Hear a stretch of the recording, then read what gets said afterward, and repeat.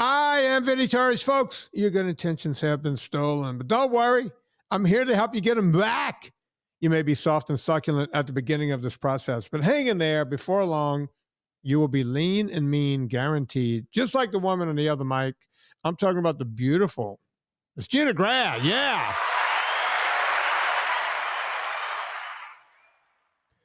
If that doesn't get you on your feet, then you might be dead inside. You know what? We were talking in the last show, Gina, about, women in their 50s Mm-hmm. and, bodybuilding and getting it back and the whole thing. Yep. Tina never lost it. Oh, That please. woman, I was just watching that concert. You got to go watch that concert version of Nutbush. I'm writing it down. Up there. She's up there. She's got to be 60 at this time. Her body, she's, kicking ass body in high heels. Oh, and those legs that go on for days. And she's doing this thing. We used to do this thing in football where you had to like chop your feet really fast. And I remember being out of breath doing that. Like they would have it hit the ground, get back up, chopping your feet, hit the ground. Tina is doing this in high heels. And singing. And yelling, Nutbush City Limit. I'm like sitting there going, how? There are two people that can do that with no problem. Yeah. Tina Turner can run all over the stage and keep singing. And you know who else can do it? Who? Mick Jagger. Oh, yeah. Absolutely. That guy is running back and forth, running up and down. And you want to talk about another one who's cheated. I mean, all the drugs in the world, all the stuff he did. The guy is still built like, just a string bean, still running around. And he's got to be 80. He's got Jagger? to be 80. Yeah. Oh, yeah. Easily. And doing like, chicken walk. Yes, sinewy and just, literally never missed a step. Yeah. Yeah. It's incredible. It's crazy. It's crazy what these guys are able to do. Oh, yeah. So, folks, if you want to be like Tina Turner, just pay attention to the show. Exactly. And we'll get you there. That's a really good Gina? point. What are we doing today? Well, I have some questions because, Ozempic is always a hot topic. And I don't know if you saw the news from coming up on a month ago, a couple weeks ago, where Oprah, I guess, had divested her shares of Weight Watchers after being maybe a little less than honest about taking a semaglutide, Ozempic or one of the other ones, because for this whole, the color purple premiere, that she produced, she was in these teeny, like just slim, tiny little bodycon dresses and these mini dresses in purple and looked amazing. And I mean, my first thought was, oh, okay, so she's on a semaglutide, like everyone else, whatever. But she said she wasn't. And then she got outed. So there's still plenty of people losing, dropping all this weight overnight. We don't know what's going to do to non-diabetics, and we're all sort of watching to see. But because of that, I found 2 articles that claim that doing this one easy, almost free, super cheap thing that we all have access to is as good as something like Ozempic. And I just want your opinion, because I know, again, we just talked about last week, there are no free lunches in nature. Right. You can say all day, well, this is the hack and this is the bro science and this works. We all know it's the unsexy diet and exercise at the end of the day. Right. That being said, I'm wondering what your thoughts are on these 2 things. So the first one, this study from the journal BMJ, a medical journal, shows that drinking a spoonful of apple cider vinegar diluted in a glass of water every morning before breakfast could be enough to trigger a 14-pound weight loss in 3 months. This is the triple the impact of stuff like Ozempic, according to the study. And it might result in around 1 kilogram of lost water per month as well, at a fraction of the price. And of course, without the embarrassing side effects that a lot of people get on these semaglutides: horrible stomach, nausea, diarrhea, not being able to pick up yourself off the bathroom floor. The vinegar study was done in Lebanon. They asked a group of 30 overweight and obese people from 12 years old to 25 years old to drink a spoonful of apple cider vinegar diluted in water every morning. And the dose varied. Sometimes it was a teaspoon, sometimes a tablespoon, and others drank a placebo. Looked just like it, they didn't know the difference. The apple cider vinegar, what is it? It's made by combining crushed apples with yeast and bacteria and allowing it to ferment into this sort of acetic acid. um, I'm just gonna wrap this part up by saying there's this woman, Jeannie Inchauspy. She goes by the Glucose Goddess on Instagram. She's a biochemist. Here's what she says.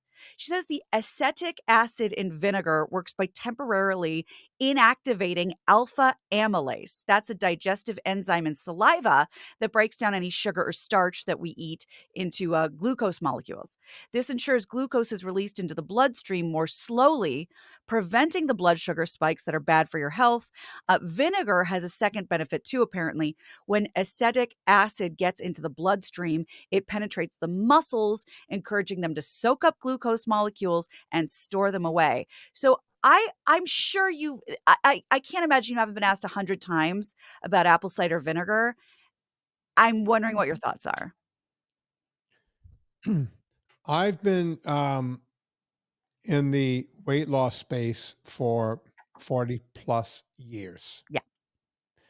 Before that, I was interested in it, because back in the 70s, before I got into it, I was in the gym and gym rat and the whole thing. Yep.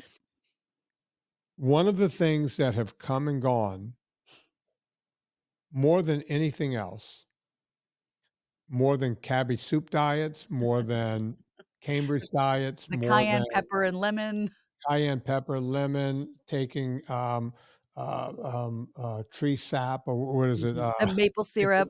Maple syrup, uh, having, taking, folks do not try this. People taking like Epsom salts and somehow it loosens stones that are in your liver. I've seen it all come and go. The one I've seen come and go more than anything else ever is taking either white vinegar or apple cider vinegar or balsamic vinegar. Usually it's white vinegar and or apple cider vinegar, which, by the way, they're all about the same, Mm, right? They have the same acid right. profile. Um, First, let me say this. Will it hurt? No. Will it kill you? No. Can it help? Maybe. What will it help? We don't know. We just know that if it worked, everybody would do it. Right. I've had people swear by it, but then I never saw any change in their body whatsoever. And when I ask them about it 6 months later, I go, well, if I kept it up, it would have kept working. Well, why didn't you keep it up? Right. If something was working so well, it's like, you know what? That is doing so well, I'm going to stop. It's I'm that done. bullshit answer I would always hear from people. Oh, he's afraid of success. Nobody's afraid of success. Nobody, ever. Oh, he's afraid of success. No, she's afraid. No, never happened. Never will. I've never seen this work long-term ever. Right? Okay. Is it doing something? Did a study figure something out? Maybe. There's always been weak links to studies. Now, I think you said you might have to go back and look in your study. It was in a foreign country somewhere, and they had 25 people, and they were of mixed age. Yeah, Lebanon, 30 overweight and obese young people from 12 to 25 years 30. old. Yeah, 30. 30. That is not a big enough study, and we don't know what other interactions were happening. I'd love to see the abstract of that to see what was really going on, because it sounds like another one of those where they took one small piece of the abstract and said, okay, let's jimmy these numbers and put Right. this out there because everybody's trying to become famous. Right. If you want to take apple cider vinegar, folks, knock yourself out. Will it hurt you? Absolutely not. Enjoy. If you want to drink an ounce or whatever they tell you, a teaspoon Yeah. every morning, I don't care. If you think it's going to save your ass, good luck. If it would, I would be telling everyone to do it. Yeah. 40 years, I've never seen a difference happen in anyone. So please knock yourself out, go try it. Yeah, let us know. The Now, taste alone keeps me away, but some people swear by well, it. you dilute it in water with you probably don't even taste it. Now, the semaglutide, you're talking about Yeah. Oprah and the whole thing. Okay. I had Ben Bikman on this show about 3 months ago. Go back and listen on a Friday. He was there when they were creating GLP-1s. He will be the first to tell you this is not good for weight loss. This is not good. They're finding so Gina, let's say you were 100 pounds overweight, Okay. okay? Um, if you lost that 100 pounds, you're going to lose 20 to 25% of that in muscle, Okay. right? So about 70 to 75, 75 to 80 pounds would be fat, and then another 20 pounds in muscle. Okay. That's not really good, Yeah. right? But that just comes with normal weight loss. You Okay. will lose some muscle. That's why whenever people start losing weight, I tell them it's imperative that they don't just exercise by doing aerobics. It's imperative that they start doing Strength training. strength training. Get in Yeah. the gym, get some strength because you want to try to build up some muscle because your propensity is to lose muscle. When GLP-1s first they started using for weight loss, they were going, oh, it could be up to 35 or 40% muscle loss, not Boy. the 20 to 25%.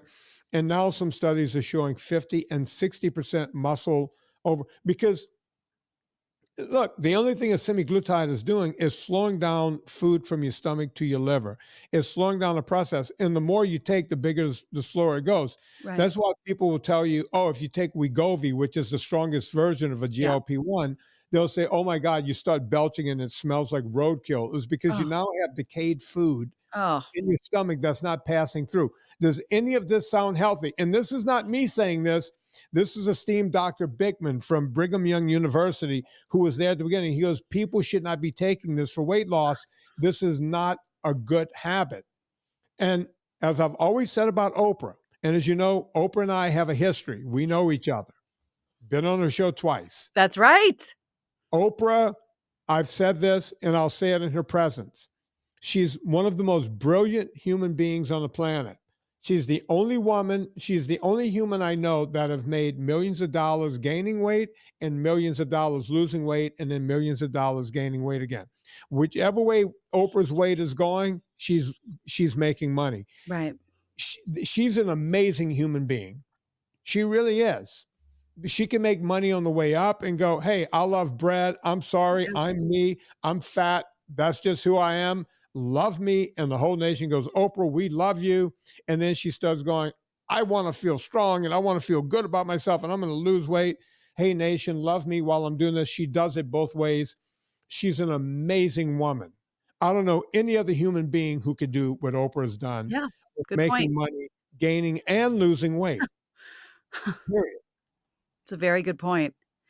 And it's so funny. I mean, I'm not surprised at all to hear you say you've seen vinegar come and go a million times.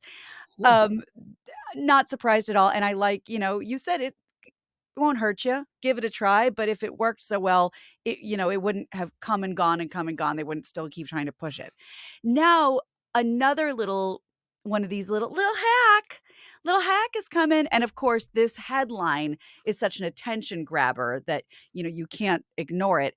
From Daily Mail, chewing gum for 30 minutes has similar appetite curbing effects to Ozempic, according to a dietitian. So I'll give you a little bit on this. I can't wait to hear your thoughts because I also have thoughts on this.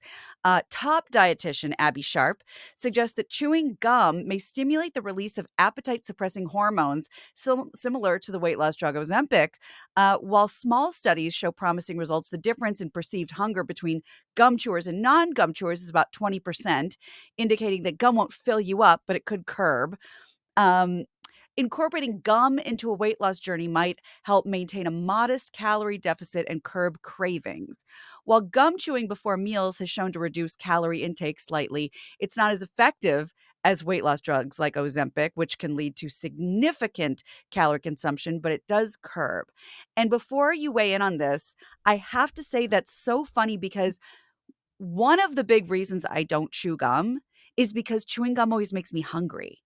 And I don't know if it's because I'm salivating or something, but I'm always hungrier after I chew gum. So who's it curbing for? What's this woman's name again? Abby Sharp. I want to, Abby Sharp. I want people to understand that you should not listen to anything else that this woman says. First off, she's a registered dietitian, so that's problem number one. Mm, They're putting out bad information, but let me explain how bad Abby Sharp is. okay. There's a there's a little company that was run by our government called NASA. I'm familiar. Every they, according to most people, now some people don't believe this, they got a man on the moon, and they a man walked on the moon. Yeah. They sent a go-kart all the way to Mars. Mhm. Go-kart. Yeah. They did. Yeah, you're right. It They is a landed a go-kart. go-kart on Mars. Yeah.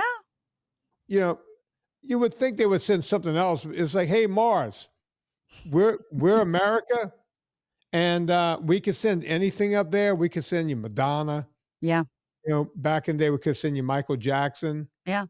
Hell, William Shatner. We could send you William Shatner, greatest American ever. But don't worry about that. We're going to send you a go-kart. Yeah. That's what we sent. It's true. We Right? did. It took NASA over. was able to do that. Yeah. Now, why would I bring NASA up here? I have no idea. Hmm.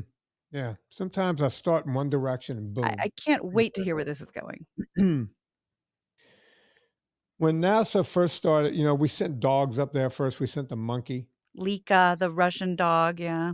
Yeah, Lika Monkeys. went up, never came back. That dog Yeah. died. I know. They found Lika on the street. Yeah. The Uh, story's incredible. You know where I Yeah, heard the story of Lika? Mike Rowe. That's right. That That's where I story heard it. that made me cry so hard. Oh my god. You got a little dusty over here. Yeah, chopping onions is not a good time to listen to those. Yeah, I rubbed my I was jalapeno got I my understand. I did the same thing. anyway. Yeah. Um, and then we started sending monkeys up, and then we started sending humans up. Now, when we started sending humans up, we weren't trying to land on the moon or anything. We would just bounce them outside of the atmosphere Just see what and happens. just make a couple of circles Yeah. around Earth, and then we would shoot them back into the atmosphere, and they would come down, and like Major Nelson, they would go down in the water and boom, find a genie, and Right. then that kind of thing. Okay. The one thing we figured out when we started putting man in orbit was that there's a problem. Uh, it's not a problem, it's how we kept the thing outside of our atmosphere. There's less Okay. gravity, right? Right, sure. So, as you know, if you watch these people in these space stations now, they float around and inflate. Mhm. It's awesome. So you don't have gravity holding you down. So you know what happens once you're up there for a bit? Hmm. Mm, you start losing bone and muscle mass. Right, bone density, yeah. Yeah, because you're not pounding. And the other thing that happens is you lose your appetite. This Really? appetite, yeah, Never thought about that. yeah. So, there you go, Oprah. Go up into Go to space, and space. you won't have Well, to. it's so funny that you say that because we do know that, and there's those studies that they've when you go to space and you come back down, physically, it's like you've aged faster. And then in contrast, I hope I'm remembering this correctly, going under the water perhaps keeps you pickled and a little bit longer and keeps you aging a little bit slower. I'm guessing that there's truth in that. This is just off the top of my head. I am far from a scientist. But when after my surgery, I had to do 5 hyperbaric chamber sessions, and that at first I didn't know anything about it. I said, "Oh, I'm going to feel like I'm in space." Like, no, no, no, no. It's simulating going deep, deep, deep underwater. So I'm guessing that's where the benefit is. They're literally pressurizing more oxygen into your body. Right. They're because we're super saturated with nitrogen, right? So Okay. you can heal people quicker if you can displace that with more oxygen. And I don't really understand the math Yeah. behind, but folks, don't think you could go scuba diving and come up looking 20 The years fountain younger. of youth. It's literally it's it's academic. You're never going to see it. And we're Right. not gonna explain it to you because we Yeah, can't. yeah. So, but by definition, yes, you're de-aging and aging, but yeah, it's academic. So let me And go back yeah, to. please. I'm going to go back to you go to space and you're not hungry, Right. right? So this is not good because not only are you losing muscle mass, you're losing bone mass, and now you're not eating. So you need protein to start at least trying to build up some. So NASA figured out a very important thing. Um, when you think about chewing, Mhm, masticating, mhm. masticating causes saliva glands to activate, Right, and the saliva glands get your throat also lubed up because since you're chewing it and it's telling you, oh, something's going to go down right, now. of the flume has to get ready. Yeah, yeah. So just a form of masticating. So when you think about gum, chewing gum, I always called that the masturbation of masticating because That's perfect. you're not actually having sex. You're not That's going to actually swallow anything. It's the masturbation of masticating by so chewing funny. gum, Oh my right? god. So NASA figured out, oh wait, if we get these people chewing, then they're going to feel hungry and they're going to eat. Interesting. Right? Because it told your brain, open up, Yep. make the stomach growl, get some ghrelin down there. Once you Yes, get some ghrelin down there, the ghrelin tells your brain, oh wait, I'm hungry. I'm I feel hungry. my stomach is now growling. I Right. need to eat something. Right? That happens from masturbating mastication, chewing gum. That makes so much sense, and that's, like, to bring me back to my lay anecdotal point, one reason I don't chew gum is because 'cause I'm always hungry afterwards, so how could It the makes you opposite be hungry. true? So, I guess it's not. Right. That's why Simple as that.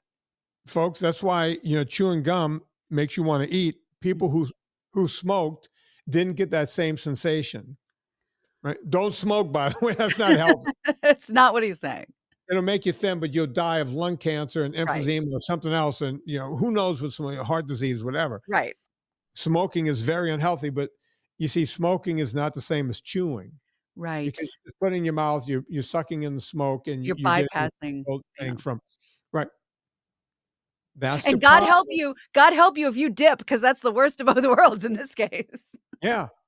Yeah, but you understand how wrong this woman is, where NASA gives you gum in space, Right, make you hungry, and right. this idiot is coming out going, "Hey, chew gum. Have some gum." Are you insane? Yeah, it Have didn't you add done up, I mean, just you could have done a cheap Google search and figured out you were wrong. You but don't need me instead to tell me you're wrong. Instead, you put it on TikTok for millions to see, and then you, get picked up by a couple news sources, and then you get lambasted by Vinnie. Hope it was Yeah. worth it. Yeah, and by the way, I'm the one that Meta thinks is a problem. Yeah. I'm the problem. You gotta There you go. Yeah. Yeah, I'm spitting bad information over here. No, it's the other way around. It's It's true. literally the other way around. You got Yeah. any quick or you got anything else pertaining to that? No, because everything else I have is going to take, some pretty significant conversation. Yeah, Um let's But, oh, you know what? Maybe I will just mention this real quick. We're constantly talking about food and like Anna Vocino does such amazing stuff and you yeah, always find good, cuts at the grocery store, blah, blah, blah, blah, blah. Well, for people who say, I can't, and this is not an ad for them because trust me, I'd love to take their money. Nobody's offered it. For people who say, actually, I should probably grab one and read you the ingredients. I don't have time or I don't know how to cook and so I can't be a part of this. I've been going to Costco because I know that our time is very limited lately, and I don't want to get stuck getting fast food and bringing it home. These, like, sort of pre-cooked, grass-fed tri-tip, and for the nights that we there is no time, I've been just warming that up and sautéing it, and then cutting up a bunch of zucchini and just sautéing it in the juice that's already in there, and dinner's done.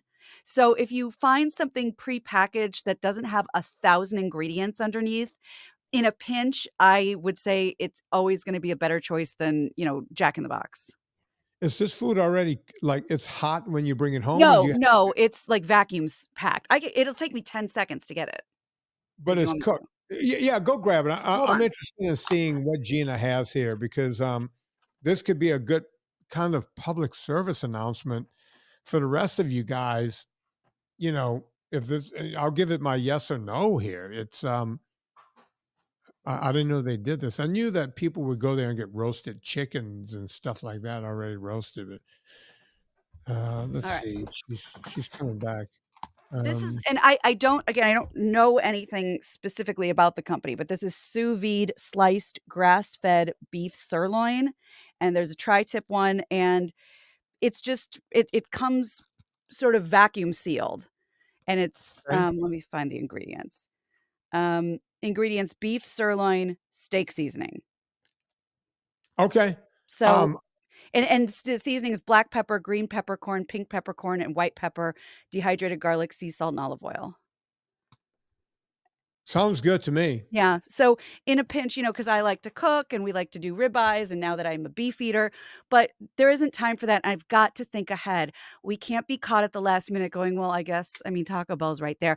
We've got to think ahead, and so if you find something with very few ingredients that says grass-fed and vacuum sealed, I know I have, like, 3 weeks, and it's gonna be there for an emergency. Gina, just for asking, how many ounces of beef is in that package? I know it's 2 you get 2 little packs in it, and it's a total of, I think, 2 pounds, maybe a pound per pack. There's 2 2 pounds, bags in it. right? And what did you pay for that? Does it feel like you have 2 pounds in your hand? Yeah, and this was $22. Okay, so that's about cooked food. That's about $10 a pound, Yeah, and you can feed you, your husband, and and your a kid kid. twice with that, Yeah, right? yeah. It's Yeah. great. We really like it, and I always grab a few when I'm there. Again, no money's changed hands except me paying Costco, but I just thought it's a really good, Yeah. it'll stay fresh because it's vacuum sealed. Keep it so when you're in an emergency, you don't order a pizza. I may try that when Serena goes out of town again, Yeah, it's back good. to where you guys are. Um, thanks, Gina. Yeah, Thanks for sure. Hope it public helps. service announcement. Folks, if you think that's all Gina's good for, you're wrong. She's got My Extra Parent on Instagram. Go check it out. If you haven't gotten the first book, get it. It's called My My Extra extra Mom. mom. Yeah. And she's got when is My Extra Dad coming out? It's all up to my amazing one of my best friend illustrators who's also a full-time teacher, which is why this takes so long. My Extra Dad is being illustrated right now, it looks amazing. But My Extra Mom is available on barnesandnoble.com and Amazon, but we go, of course, to vinnietortorich.com, and we click the banner, and we get My Extra Mom through Amazon that way. And yes, My Extra Family is the site on Instagram. Please join me there. Folks, you know what to do. Well, she just said that. Go rate and review this podcast, please.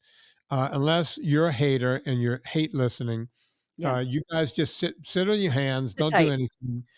Everyone else, go and rate and review this podcast. Give us a 20-star review. Yeah. How many stars can you give? Like I 4? think 5, but let's go for 20.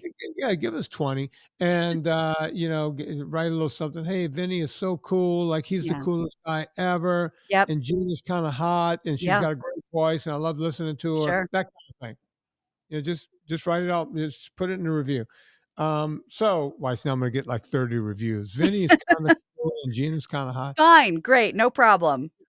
So, on behalf of Gina Grad, my name is Vinnie Tortorich. Put life into living and do it with enthusiasm.